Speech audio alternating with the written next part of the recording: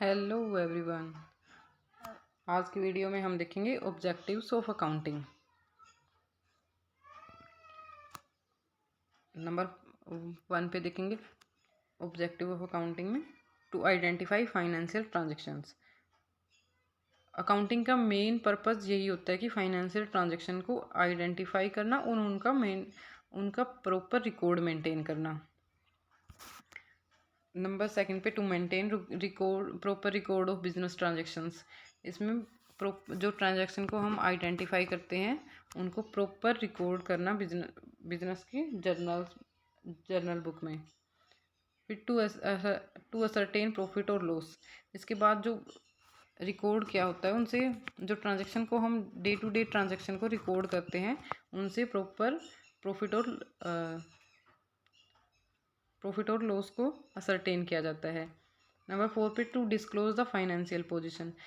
Firm की financial position को disclose करने के लिए भी अकाउंटिंग की जाती है, क्योंकि अकाउंटिंग से ही हमें पता चलता है कि हमारे पास कितनी असेट्स हैं, कितनी लाइबिलिटीज़ हैं, वगैरह वगैरह।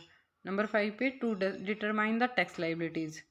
टैक्स लाइबिलिटीज़ को डिटरमाइन करने के लिए भी अकाउंटिंग की जाती है, क्योंकि हमारे पास जो अकाउंट मेंटेन करते हैं उनसे ही हमें प्रॉफिट और लॉस का पता चलता है, जिससे हमें पता चलता है कि हमें गवर्नमेंट को कितना टैक्स पे करना है। नंबर 6 पे to help in decision making. Decision future के लिए लिया जाता है, और फ्यूचर के लिए डिसीजन लेने के लिए कुछ पास्ट का हमें डाटा चाहिए होता है, जो अकाउंटिंग से ही पता चलता है कि हमें प्रीवियस ईयर में कितना प्रॉफिट हुआ है, कितना लॉस हुआ है। नंबर 7 पे to prevent error and frauds. Business में ओनर और मैनेजमेंट अलग अलग होते हैं, तो इसमें वो एरर के चांस और फ्रॉड के चांस ज़्यादा होते हैं। इसलिए अकाउंट्स को मेंटेन किया जाता है कि जिससे एरर और फ्रॉड्स से हम बच सकें। आगे देखते हैं फंक्शंस ऑफ अकाउंटिंग। नंबर 1 पे है maintaining complete and systematic record. Main function of accounting is to maintain complete and systematic record of business transactions. Main function यही है अकाउंटिंग का कि कंप्लीट रिकॉर्ड रखना, सिस्टमेटिक रिकॉर्ड रखना बिजनेस के जो डे टू डे ट्रांजेक्शन्स होती हैं उनका। Then post them to ledger. उनको फिर लेजर में पोस्ट किया जाता है to prepare the financial statement, और उनसे फाइनेंशियल स्टेटमेंट तैयार की जाती हैं, जैसे प्रॉफिट एंड लॉस और बैलेंस शीट। फिर communicating the financial results to various parties. जो हमने फाइनेंशियल स्टेटमेंट तैयार की थी उसको वेरियस पार्टीज, जो इंटरेस्टेड पार्टीज होती हैं बिजनेस में, उनके साथ कम्युनिकेट किया जाता है कि उनको नेट असेट्स का पता चल सके, लाइबिलिटीज़ का, नेट प्रॉफिट का पता चल सके, जिससे वो हमारे बिजनेस को लेकर कुछ डिसीजन मेकिंग कर सकें। जैसे इंटरनल पार्टीज होती हैं, कुछ इंटरनल यूजर्स होते हैं, कुछ एक्सटर्नल यूजर्स होते हैं, जैसे इंटरनल ओनर हो गया, मैनेजमेंट हो गया। इनको भी फाइनेंशियल स्टेटमेंट की बहुत ज़रूरत होती है, जिससे बिजनेस के लिए कुछ डिसीजन ले सकें। एक्सटर्नल हो गए जैसे गवर्नमेंट हो गई और बैंक हो गए, ETC। Protecting the assets of the business. Another function of accounting is to maintaining proper record of various assets such as cash in hand, bank balance, inventory, debtors, etc. जो company की assets होती हैं उनको protect करने के लिए भी accounting किया जाता है। जैसे कैश इन हैंड है, बैंक बैलेंस है, इन्वेंट्री।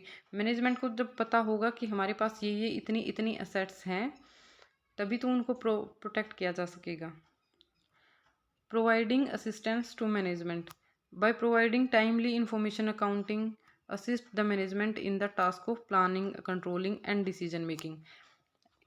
मैनेजमेंट को टाइमली इंफॉर्मेशन दे के ही जो अकाउंटिंग के थ्रू हम टाइमली इंफॉर्मेशन दे सकते हैं मैनेजमेंट को कि बिजनेस में क्या क्या है, कैसे कैसे चल रहा है, जिससे बिजनेस प्लानिंग कर सकता है, कंट्रोलिंग कर सकता है और डिसीजन मेकिंग कर सकता है। फिर आता है trusteeship. In case of companies the management is interested with the task of controlling the resource of the enterprise. आज के समय में जो मैनेजमेंट है वो ट्रस्टी के रूप में कार्य करता है एंटरप्राइज के लिए। The management is expected to act as trustee of the companies fund and the accounting assist them to control the resource properly. और अकाउंटिंग उनको असिस्ट करता है कंपनी के फंड्स को प्रोटेक्ट करने के लिए। Compliance of legal needs under the provision of various law such as Companies Act, Income Tax Act, Goods and Services Tax, etc.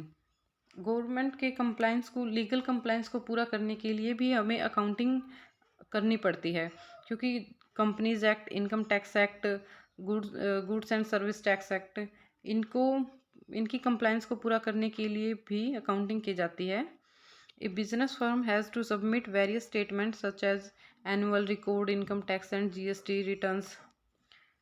जो बिजनेस फर्म होती है उसको एनुअल अकाउंट्स भी प्रेजेंट करने होते हैं गवर्नमेंट को, इनकम टैक्स भी पे करना होता है, जीएसटी रिटर्न्स भी देने होते हैं।